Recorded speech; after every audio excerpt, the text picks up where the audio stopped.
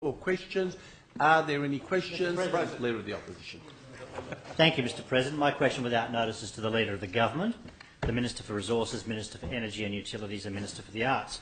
Minister, yesterday in answer to a question in this House you stated, and I quote, "There is a huge pipeline of 12,000 megawatts of renewable energy projects that are either approved or progressing through the New South Wales planning system," unquote.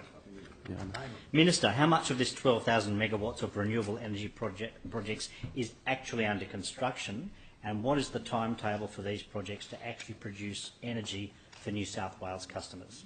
Yeah, good question. I think this is yes. Yes. I think this is it. Order. The question has been asked of the Minister, not members of the government. Not a heck of a It was currently under construction, wasn't it? Yeah. Couldn't have said it better. I'm very pleased to take this question and inform the House that the pipeline is in fact stronger than ever. There's a No more about as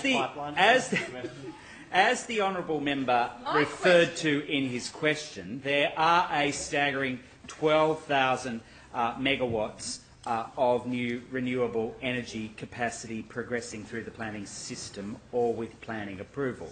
And this represents over $15 billion of potential investment. In 2017, 14 new large-scale renewable energy projects were approved in New South Wales, and 2018 is already off to a strong start, with Australia's first solar farm co-located with a wind farm at Gullen Range, which will provide energy for more hours. This month, the government approved the Liverpool Range wind farm in the Upper Hunter at almost 1,000 megawatts. This project is set to be one of the biggest wind farms in Australia, and there are 800 jobs that will be involved during the construction phase.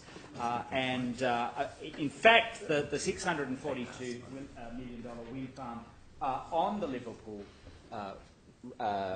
range will power nearly 500,000 homes each year.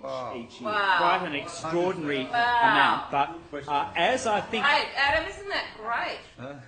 Has anyone told Josh Frydenberg? as I think the question was to do with those currently under construction, correct? Yes, I may have to take on notice the latter part of his question, but I can inform him that since January 2017, 9 renewable energy projects have commenced construction, including 3 wind farms and 6 solar farms. These projects will add approximately 780 megawatts of capacity to the New South Wales energy system and will produce enough power for 340,000 homes. Awesome. These projects will produce enough power each year to meet almost 3% of the state's energy demand, just the 9 that have commenced. And they include the Sapphire wind farm, which will be the largest wind farm in New South Wales at the time that it's completed, and also the Dubbo Solar Hub, which has entered into a certificate purchasing agreement with the New South Wales Government, which is underpinning its construction. So all of that is remarkably good news, and I will be in a... let's just see. Those 9 that I referred to are the Silverton Wind Farm, which AGL is doing, 200 megawatts there. The Collyamberley Solar Farm, which I always struggle with this, NEON, which is solar PV at Collyamberley, 150 megawatts. Wow.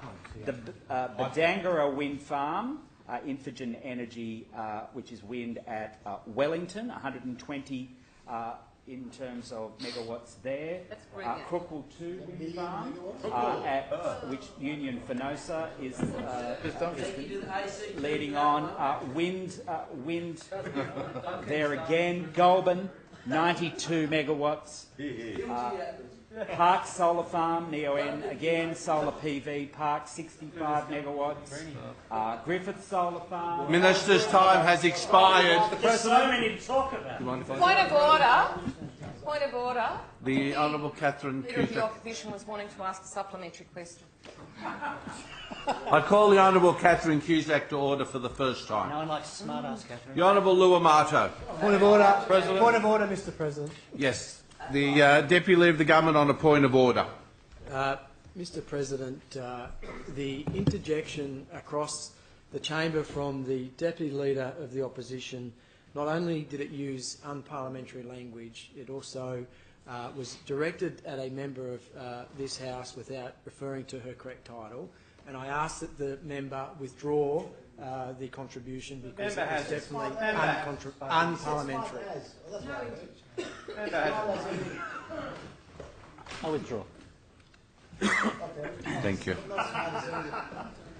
Can I just indicate to all honourable members that it is extremely difficult for me, as I'm sure it is for Hansard, to actually be able to continually listen to the member speaking and at times to even listen to the interjections with so many other interjections.